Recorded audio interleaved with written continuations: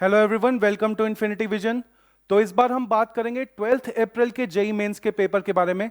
तो सिर्फ एक ही शिफ्ट हुई थी, तो शिफ्ट 1 के पेपर को डिस्कस करते हैं, उसका एनालिसिस करते हैं। So let's see the difficulty level.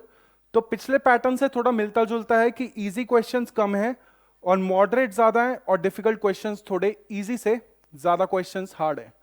तो थोड़ा हार्ड की तरफ ये पेपर टेंड कर रहा था। और अगर क्लास वाइज डिस्ट्रीब्यूशन देखें तो इक्वल डिस्ट्रीब्यूशन था फ्रॉम 11th और फ्रॉम 12th। तो दोनों क्लासेस से इक्वल नंबर ऑफ क्वेश्चंस पूछे गए थे।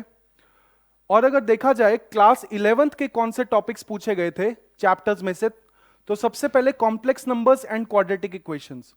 सो इस टॉपिक से कॉम्प्लेक्स नंबर से एक लोकस का क्वेश्चन पूछा गया था, जिसमें लोकस वाज अ सर्कल, और क्वाड्रेटिक इक्वेशन में relation between roots and the coefficient of a quadratic equation, उसके ऊपर एक क्वेश्चन था।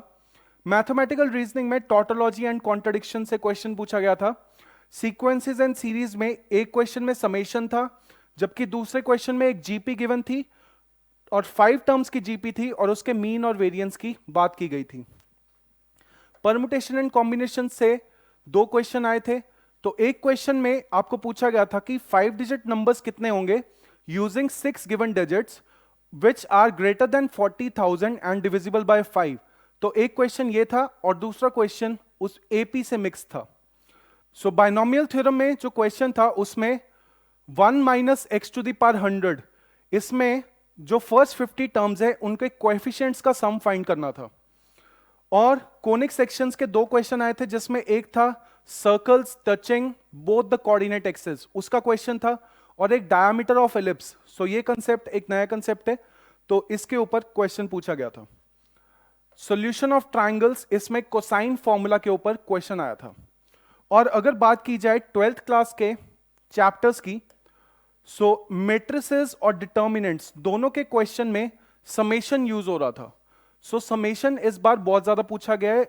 सीक्वेंसेस एंड सीरीज के क्वेश्चन में तो पूछा ही गया था, और मैट्रिसेस एंड डिटर्मिनेंट्स तो इसमें भी समेशन का यूज हो रहा था। कॉन्टिन्यूटी एंड डिफरेंशियबिलिटी में पॉइंट्स ऑफ डिसकॉन्टिन्यूटी वो फाइंड करने पे क्वेश्चन आया था। इंटीग्रल से 3 क्वेश्चन आए थे, जिसमें एक question properties of definite integration, जो प्रॉपर्टी होती है फ्रॉम -a टू a वाली, तो उस प्रॉपर्टी के ऊपर था। एक क्वेश्चन था root x plus 7 upon x, तो x भी रूट के अंदर था, तो इसका आपको इंटीग्रेशन करना था। और एक क्वेश्चन था जिसमें जो बाइनोमियल थ्योरम होती है 1 plus x to the power n, उसका इंटीग्रेशन करके आपको एक सीरीज मिल रही थी। जो एक्सप्रेशन आपको क्वेश्चन में पूछा गया था वो सीरीज आपको इंटीग्रेशन से बनानी थी।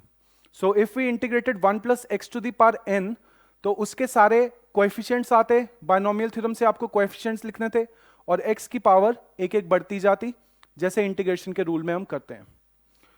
और एप्लीकेशन ऑफ इंटीग्रल्स में एक क्वेश्चन आया था जिसमें y is equal to x cube curve था, और उसके जो टेंजेंट बन रहा होता -1, -1 पे, उस टेंजेंट पे के साथ एरिया इनक्लोज्ड आपको फाइंड करना था।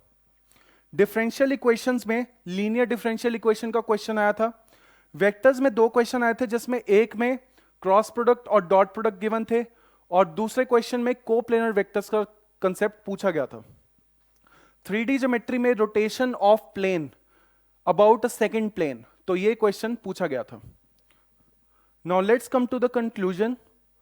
सो कंक्लूजन में वी कैन से दैट कि दिस टॉपिक क्वाड्रेटिक इक्वेशन का जो ये टॉपिक है अल्फा प्लस बीटा और अल्फा इंटू बीटा, ये यूज करके जो आप रिलेशंस फाइंड कर सकते हैं उसके ऊपर क्वेश्चंस पूछे गए थे। और डेफिनेट इंटीग्रेशन से प्रॉपर्टीज ऑफ डेफिनेट इंटीग्रेशन ये बहुत बार पूछा जा चुका है। कोप्लेनर वेक्टर्स का